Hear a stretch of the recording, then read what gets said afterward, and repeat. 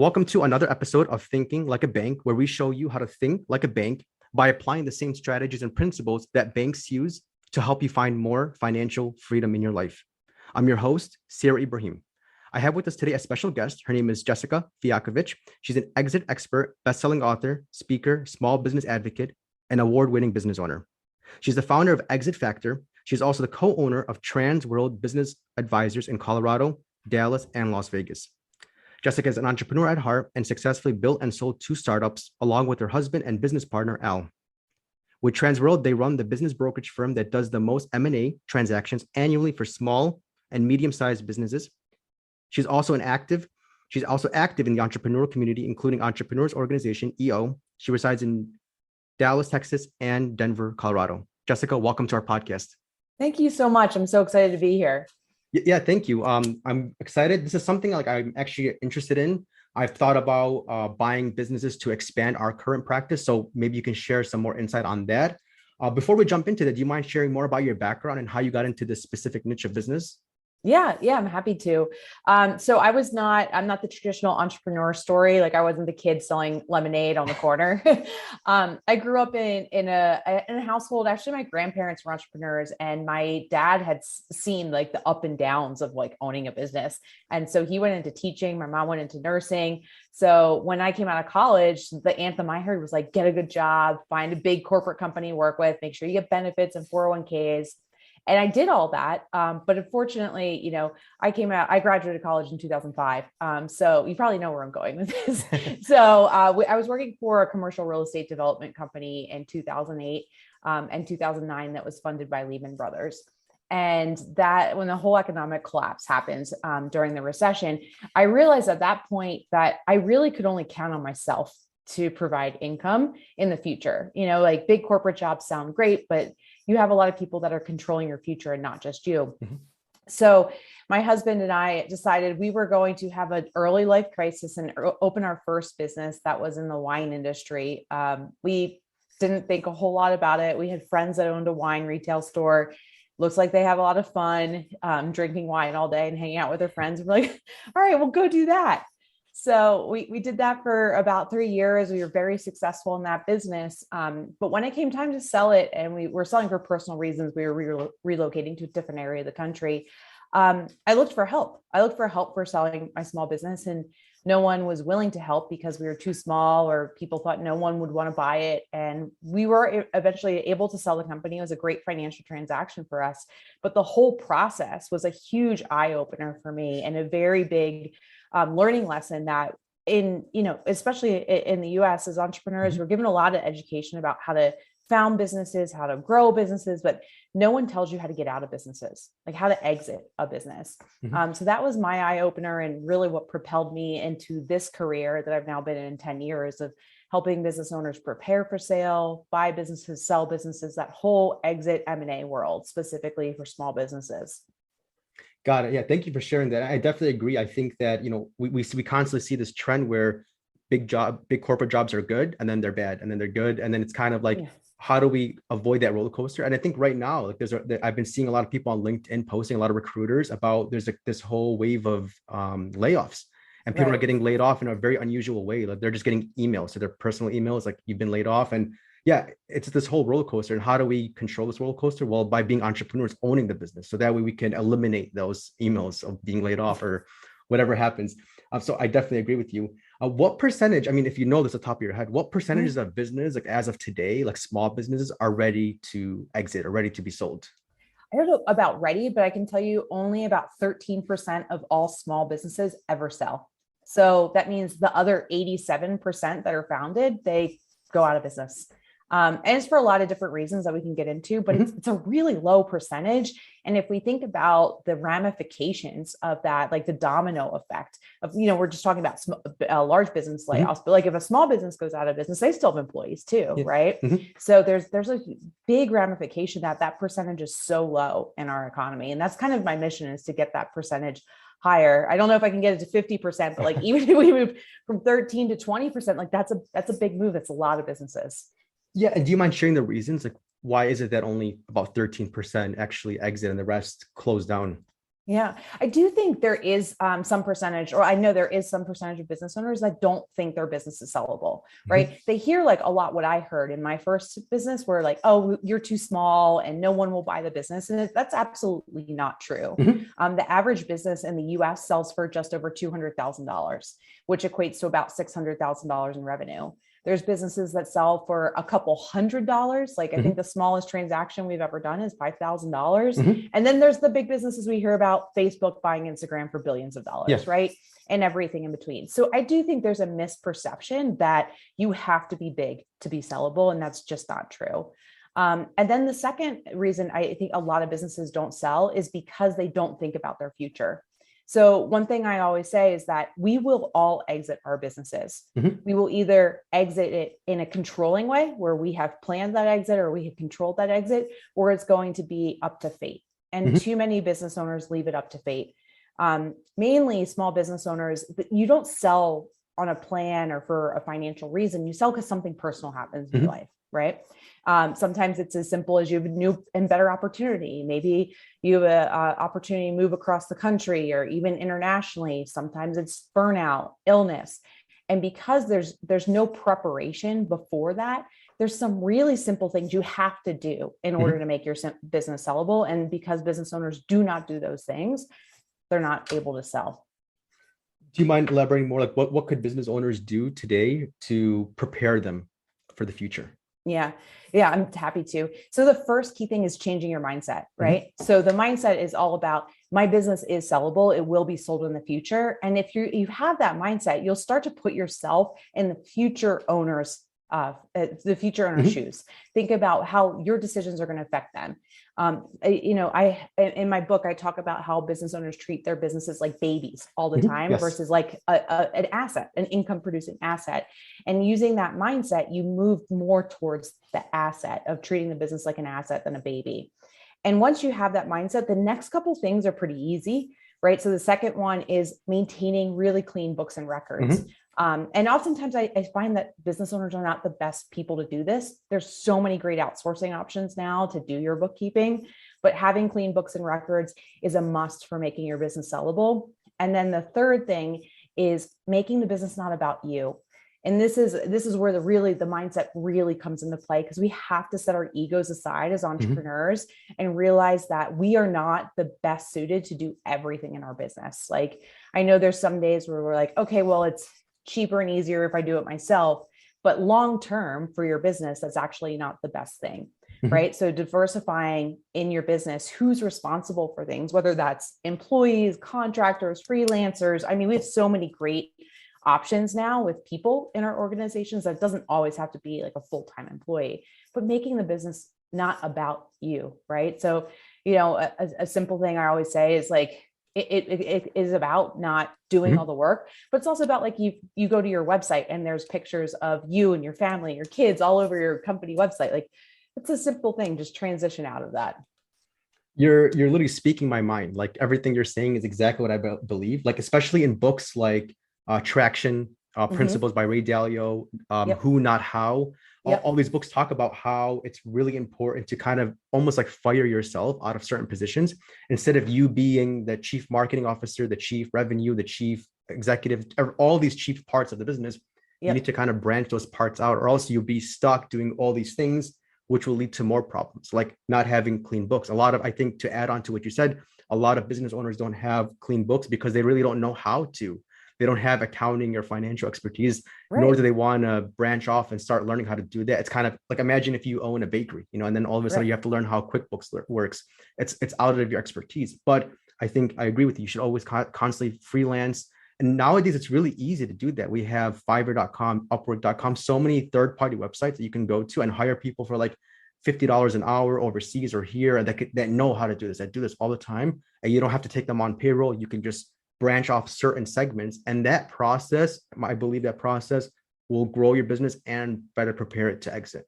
I completely agree. It's funny, actually, Who Not How is one of the Yeah. top books I recommend. Yeah. And when I first read Dan's book, like that was a mindset shift for me. It's like, it's the same thing as we were talking about mindset. It's like, just simply asking a different question can Mhm. change completely how you run your business. Mhm. right? And that's, I mean, it does make it solvable. So my business right now, Exit Factor that you mentioned when we started, we're not a big business. We only have 3 full-time employees, but we get a lot done through freelancers, through shared Mhm. services agreements. So I was launching a new blog series and I asked that question, like who, not how, like how do I get, not how do I get this done, but who gets it done? Went to Upwork, and I have a group of freelancers that now help with that whole blog series. And it's amazing how much you can get done for fairly inexpensive. So I know it's hard for small business owners to, one, let go of the reins sometimes, Mhm. but two, afford those options. But we're in a great part of our economy right now, a great moment, I would say, in society where you have so many resources to leverage. Mhm. Absolutely.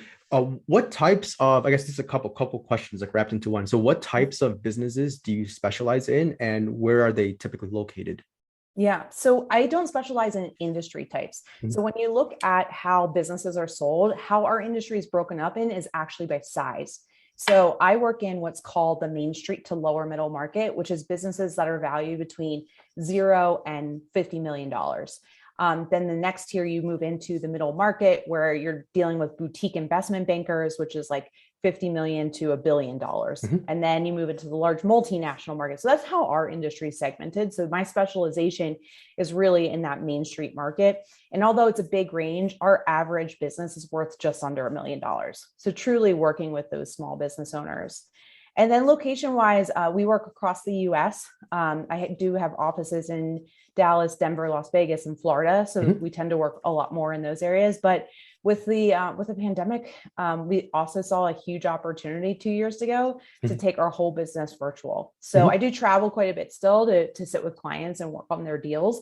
But most of our business is done like this now. You Mhm. know, a lot of the upfront work, a lot of the consulting work, the valuation work can be done just over Zoom. So that was a huge opportunity for expansion for us. Got it. And then when you mentioned the average is typically a little bit under 1 million, is that the market value of the business? Yes, that's the market. That's what the business would sell for. Okay. And then how would one, I mean, I know there's probably many ways to calculate that or come up with that, but like what is one way that you've used in the past? Yeah, so there's a lot of different ways. It's a great question. There is really one method that is generally accepted across the industry and all professionals. And really, it's funny. The podcast is called "Think Like a Banker," right? So Yeah. the bankers drive how business valuations are calculated because when you acquire a business, still 60 to 70% of those acquisitions are financed through a bank. Okay. So the valuation method is called a market method, and it's very similar to how you calculate the value of a house. Uh-huh. You would look at a business's P&L, you would calculate their earnings, and their earnings is usually something called EBITDA, which is Mhm. earnings before interest, taxes, depreciation, or amortization. Or for some smaller businesses, we calculate what's called seller's discretionary earnings, which is just EBITDA plus one working owner's salary. So if someone's working in the business and they own the business, then we call it seller's discretionary earnings. So once you have that number, you go back and you look at private sale histories and you say, what are similar companies for in this industry, in this size, selling for in terms of a multiple of EBITDA, right? And a lot of those comp reports are provided by business brokers, investment bankers, business bankers, things like that. So we have as an industry, we can see all of that history and data. So for example, if we're selling a roofing company, their EBITDA might be $100,000. Past sales indicate that roofing companies of that size typically sell for 2 to 4 times EBITDA. The company is worth somewhere between $200,000 and $400,000. Now, narrowing that range that's where the art part comes in, Mhm. right? And that's where the qualitative aspects of the business come in. You know, what makes a company worth $200,000 versus $400,000 comes down to how well is the company run? You know, like, is it owner dependent or is it not? What kind of competitive advantages do they have? So that's a part where it's more like art. It's not like a scientific formula, Mhm. like the Mhm. first part of the valuation is. But the comp reports and those formulas do help give us at least a narrowed range of what companies are worth. Got it. Okay, that makes sense. And then you said about 60 to 70% of the businesses that are sold are being financed by a bank, like the buyer is financing a portion of that sale. Yes. Yeah. Yeah. So we do. So, you know, banks, it's funny because when you look at starting a business, banks are very little help, right? And we were talking in the green room that like, when you need money, banks aren't usually there. But banks are very friendly towards business acquisitions. And part of the reason is the Small Business Administration, the SBA, has loan programs and loan guarantee programs specifically for business and also commercial building acquisitions, where they will guarantee repayment on those loans to the banks. So if Chase lends me $500,000 to buy a business, the government will guarantee that the bank will get at least 75% back of that loan. If I default, the government will reimburse them. So if you think about it, then if a buyer comes to the table and they're buying a business and they put down 20 to 30%, which is typical, the bank will finance 70 to 80%. The government's guaranteeing 75% of that, right? So there's very little risk for banks in order to do that. So they're much more friendly towards buying an existing business than lending money for a startup or even expansion of a current business. And there's collateral, right? Like if you're buying a business, there might be equipment, a customer base or client base, recurring cash flow. It's more predictable for the business as opposed to, like you said, a startup. Like I have this idea, I need $500,000. I think, correct me if I'm wrong, but I think probably less than 5% of those types of businesses actually get funding. The vast majority are either real estate backed or current businesses with actual money coming into them. Yeah, I would agree. I mean, 5% I think would be on the higher end, right? But yeah. So there's more collateral. There's history, there's predictability. Now, look, it's not like they're going to finance any transaction, right? It still has to make sense, and there still has to be proof that the business can repay the debt. But it's significantly easier to get a loan to acquire a business than to start one. And this is how we talked about before we started recording about like bank on yourself, right? Like using your own whole life insurance policy. Like if you were in the situation where you were buying this business, for example, for $100,000, and the bank said, hey, we're only going to give you $20,000 max, for that, you can possibly finance the rest on your own, depending on how much money you have in your life policy, and kind of take control of what you're financing. And it kind of brings it to the advantage of like thinking like a bank. Like I have my whole life policy, it's earning very conservative rates of return, but how do I multiply that? How do I amplify that? By investing into private businesses. Yeah. I mean, it's actually a great strategy. And that's why I said I was like really excited to come on the show because you talk about this a lot. So if you're thinking about investing into businesses, it's a great strategy because it sets you apart from other buyers. So like I said, 60 to 70% of the other buyers are going to use bank financing, which is great, but it slows down the process. Most banks take 60 to 90 days to close. And sometimes, there's issues. Whereas if you have a whole life policy, you can do similar situations with retirement accounts too, where you can invest in the company quite quickly. I mean, these deals can get done in a number of weeks versus months.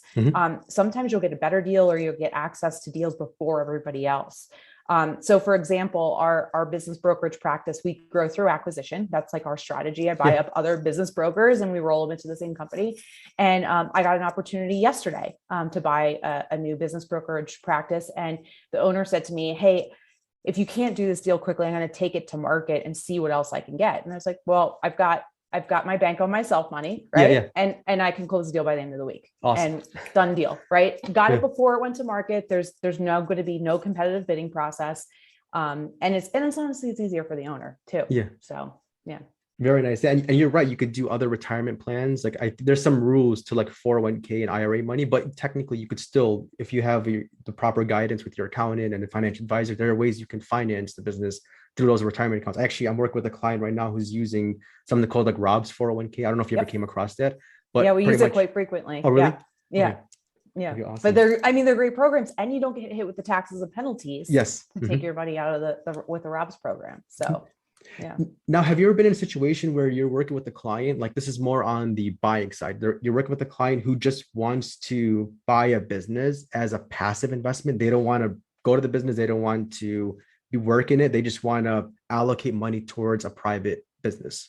Yeah, we get a lot of questions like that. And I think, look, if I'm being honest, with small businesses, that's very difficult to do because they do need oversight at some ways. It doesn't mean you're working in the business daily, but like to be able to check in with your leadership team and manage the business at some level, is required at, I think, this level of business investment in terms of small businesses.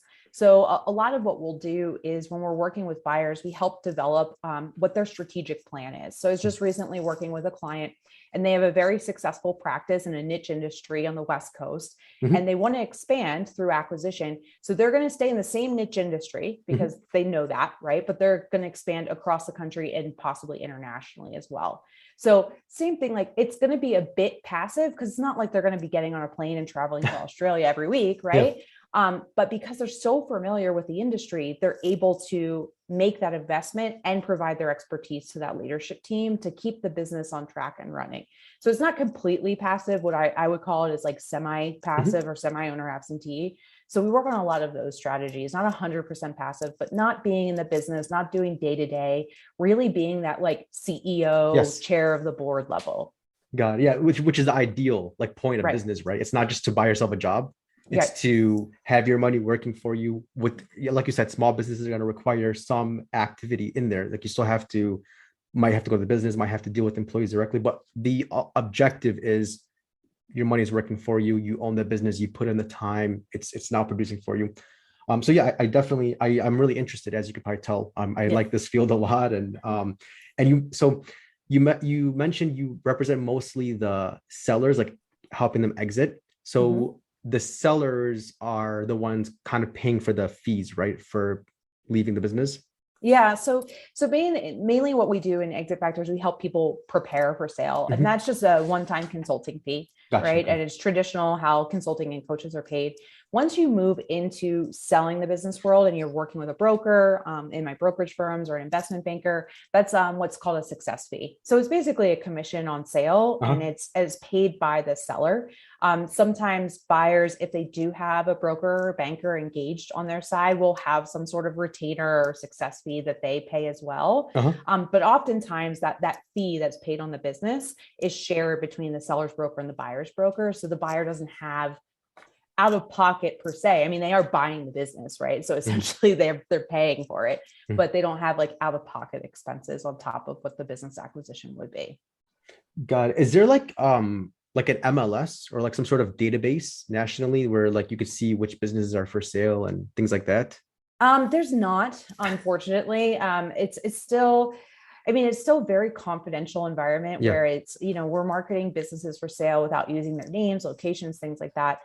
There's business for sale websites that I recommend quite highly. Our brokerage firm is part of the Transworld network. So tworld.com, we have about 200 offices nationwide that publish all of the business lists, not all the business listings, but all the ones we're able to publish.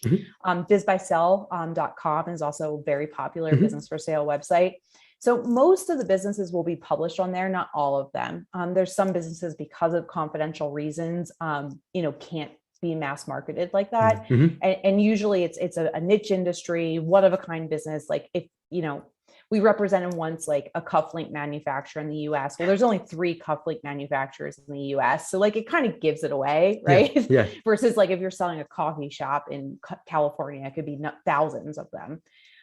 So there are some that aren't marketed like that. And usually to get those deals, you have to be tied into the brokerage networks that specialize in your area or your industry, things like that. Got it. And then part of the confidential reasons, is it because of like employees, like scaring employees away? Like what are some of the more of the reasons for it being confidential? Yeah, I mean, I think it goes back to psychology of people, right? So people don't like change. And when we were talking at the beginning of the podcast, and we said, hey, the best way to control your future is become an entrepreneur. And I totally agree, but not everyone's cut out for that type of risk and that type of roller coaster. And there's certain people that love structure, they love predictability. And those are usually the people that work for us. Those are usually that more employment mindset. So when they find out something major is happening in a company, like it's for sale, all of these negative thoughts keep going through their heads. And I do blame our media in part because whenever you see a story about a merger and acquisition, the second story right after the acquisition is about the layoffs, right? And that doesn't usually happen in smaller businesses. It happens in larger businesses very often, but in small businesses, the new owners want to retain the employees. But the employees they're scared and they don't know what's going to happen. Who knows if they like this new owner, maybe, the new owner's a jerk and they don't want to work for him. So all these thoughts are going through their mind. Meanwhile, it takes on average 9 months to sell a business, right? So they've got 9 months to stew on these thoughts, start looking for other jobs. And if you start losing your employees while you're trying to sell, maybe even losing customers too, it's this downward spiral. So really keeping it confidential is essential during the process. I also think it's the right thing to do. Like I said, it's being an entrepreneur is not easy, right? It's a roller coaster ride. It's unpredictable. And I think part of our job as founders and owners is to protect our employees a little bit from that roller coaster ride and be the steady force in the business. Yeah, it's the most important part of the business, keeping the employees, because it costs you time and money to find them, to train them. So yeah, definitely. So I agree definitely 100% with you. So Jessica, how could listeners connect with you and learn more about you? Yeah, the best way to connect with me is to visit our website, exitfactor.com. You can find more information about me. You can also link to my book, which is called Getting the Most for Selling Your Business. It was released earlier this year. Kind of gives a whole overview of, what do you have to do to prepare your business for sale and get the most from it. It's really good, insightful too, if you're interested in buying businesses, because like I said, that mindset of the sellers putting themselves in the buyer's shoes, it's also good for the buyers to put themselves in the seller's shoes and kind of figure out what they go through. Is it on Kindle? It is on Kindle, yes. Oh, awesome. Okay, I'll include all the links in the show notes below. I really appreciated having you on the show. I enjoyed your insight and your experience. Look forward to having you back on the podcast in the future. Thank you so much. It was so great being here. Great conversation today. Thank you. To learn more about what we do and how we can help you grow more wealth, please visit www.finassetprotection.com. That's FIN, assetprotection.com. The topics presented in this podcast are for general information only and not for the purposes of providing legal, accounting, or investment advice. On such matters, please consult a professional who knows your specific situation.